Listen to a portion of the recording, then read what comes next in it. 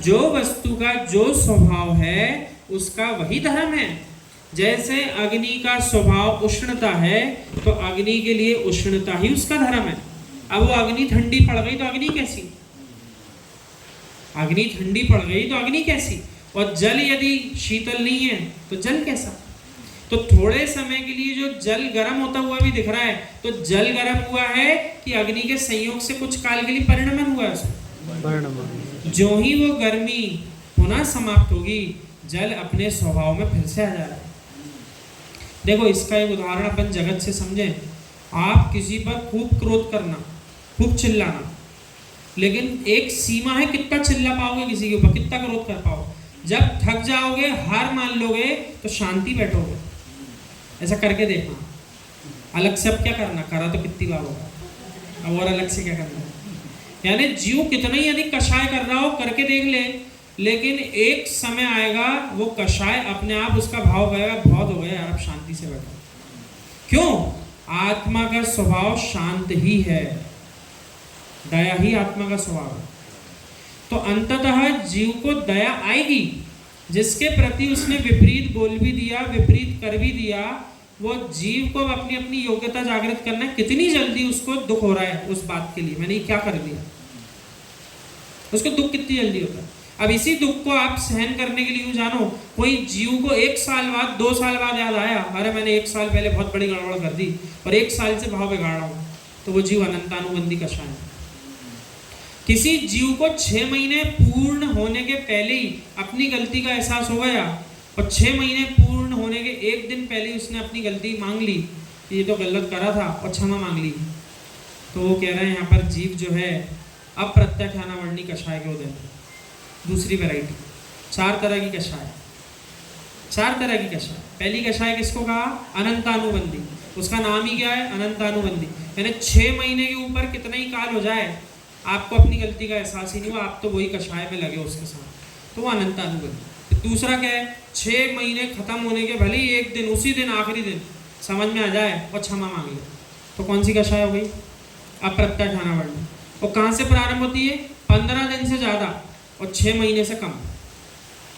15 दिन से ज़्यादा चले और 6 महीने के पहले खत्म हो जाए, तो वो कौन सी है? अप्रत्याख्यानावर्णी। अब तीसरी है प्रत्याख्यानावर्णी। 15वें दिन पूर्ण होने के पहले ही अपनी गलती का एहसास हो जाए, और मिनिमम क्या होगा? अंतर्मुहूर्त से ज़्यादा। अंतर्मुहूर्त से ज़्यादा, अंतर्मुहूर्त से ज़्यादा में प्रारंभ करो और 15वें दिन के पहले अंत कर दो। ऐसी कषाय अगर है तो प्रत्याख्यानावर्णी कषाय, क्रोध मान माया लोभ। और आखिरी कौन सी होती है? संजुलन कषाय। अंतर्मुहूर्त के अंदर कषाय जनित परिणाम समाप्त हो जाते हैं। जैसे मुनिराज के जीवन में कोई घटना घटे, किसी जीव ने माना कि कुछ कह दिया, तो हो सकता है अंतर्मुहूर्त में आप ऐसा जानो 48 मिनट से कम का काल है, 48 मिनट भी पूरे नहीं होंगे। यानी हो सकता है उस समय थोड़ा सा अचंभित रह जाए, अरे सारे जीव वंदना कर रहे थे, इस जीव ने तो बड़ा विपरीत बोला, कुछ विचार भी कर लें उस बारे में, कर सकते हैं, कोई दिक्कत नहीं, पंचम काल है। लेकिन अंतर्मुहूर्त काल की बात है, यानी 48 मिनट होने के पहले पहले अपने मन से उस भाव को समाप्त कर दे। ये कौन सी कषाय? संजुलन कषाय। अब विचार ये करो, हमारे अंदर चारों में से कौन सी कषाय चल रही है? ऐसा विचार, क्या हम कोई कषाय करते हैं तो 6 महीने के ऊपर निकाल देते हैं काल, कि 6 महीने के भीतर भीतर अपनी कषाय को जान के समाप्त कर देते हैं, या 15 दिन के पहले ही कर देते हैं, या फिर मुनिराज बन गए आप लोग कि 48 मिनट के पहले ही कर देते हैं? संजुलन कषाय का योग वीतरागी श्रमणों के होता है। संजुलन कषाय का योग किसका है? वीतरागी श्रमण में। अब माना कि अपने जीवन में ऐसी कोई घटना घटी, क्रोध तो आया लेकिन 48 मिनट के पहले शांत कर लिया, तो ये मत कहना हम महाराज जी की तरह संजुलन कषाय वाले हो गए। वो आपको छोटे से ही प्रसंग आया था कषाय का, इसलिए जल्दी खत्म हो गया। कोई बड़ा नुकसान होने दो, फिर बताना कितनी देर में होता। बात समझ में आ रही है आपको? ये तो आपका, हम तो देखो छोटे मोटे किस्से होते हैं, कोई हमारा पेन उठा के ले गया, हम 48 मिनट के अंदर गुस्सा भूल गए, तो ये छोटा सा प्रसंग था। आपने कहा ठीक है भाई, एक पेन ले गया, चलो दूसरे से अपन अपना काम कर ले आने में, ले तो गया ही है। कोई बड़ा नुकसान हो और फिर आप उसको याद ना करो तो याद आए कि आपके कौन से कैसे। भैया ये बड़े नुकसान झेल करके चुप बैठे हैं, बड़े नुकसान हुए हैं, लेकिन आज तक चर्चा नहीं की। बहुत बढ़िया, अच्छा है। अपन के लिए तो देखो ऐसा है, अपन जो तीसरी वैरायटी में आ सकते हैं ना, प्रत्यय खानावर्णी, हमने भी उसका समय काल क्या बताया आपको, अंतर मुहूर्त से ज़्यादा, यानी 48 मिनट के ऊपर ले लो, लेकिन 15 दिन के नीचे। तो अपन को इसी कैटेगरी में आना है।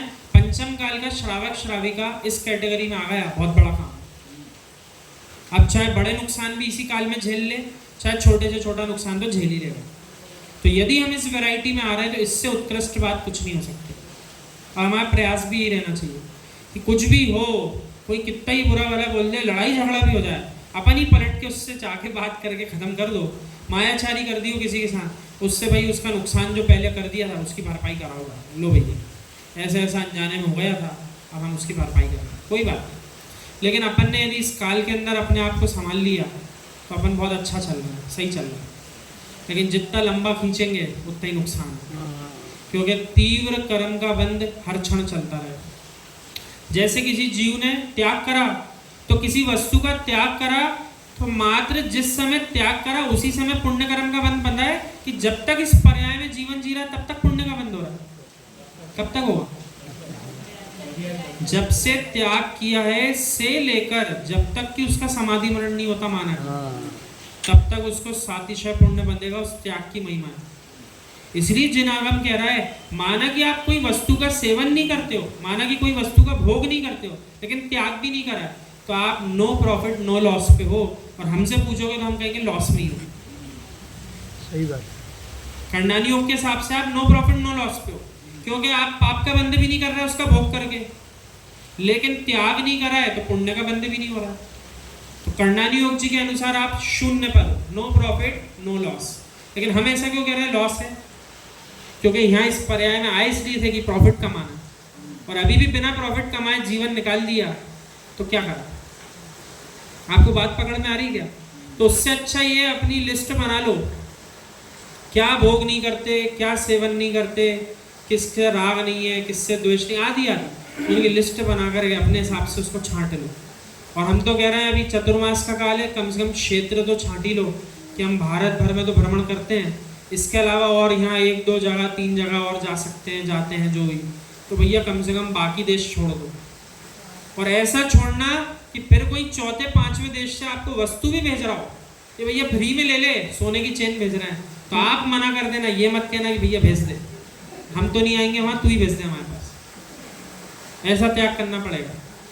अब वहाँ से कोई जीव का भैया एक काम करो, हमें ऐसी ऐसी दुविधा है, आप कला सिखा दो, हम